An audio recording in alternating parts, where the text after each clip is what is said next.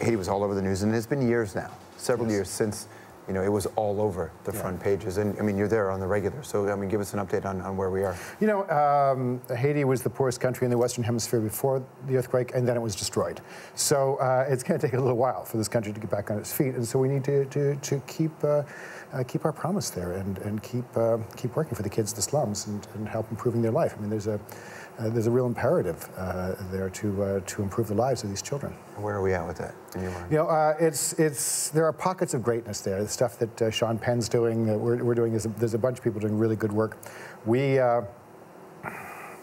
right after the quake, just before the quake, the year before, we were supporting schools in the slums. And then just after the quake, I learned, just almost by accident, that there was absolutely no high school for these kids. It goes up to grade 6 or 10, 7? Yeah. If you're a kid and you grew up in the slums, you're lucky enough to go to school, you can go to grade 6. That's it. And then you're out in the street.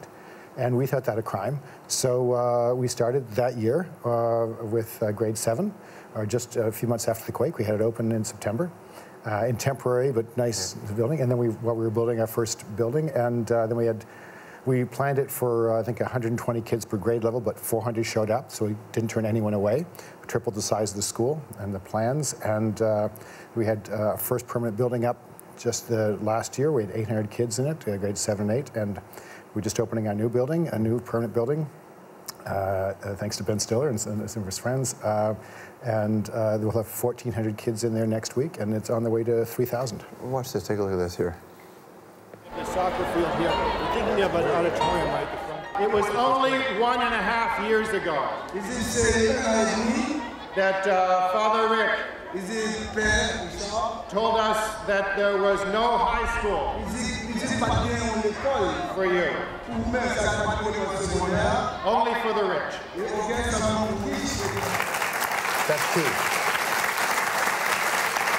Access for everybody, right?